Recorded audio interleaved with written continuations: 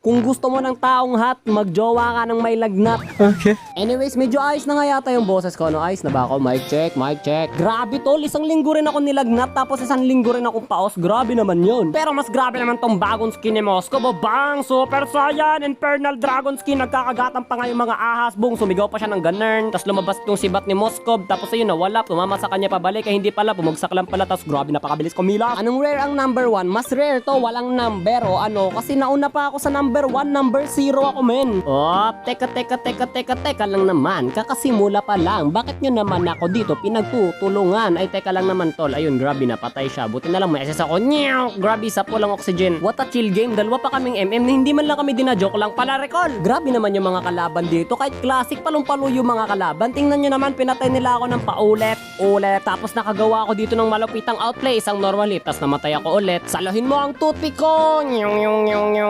Bugong. Washing. Wara. Wasing, wara.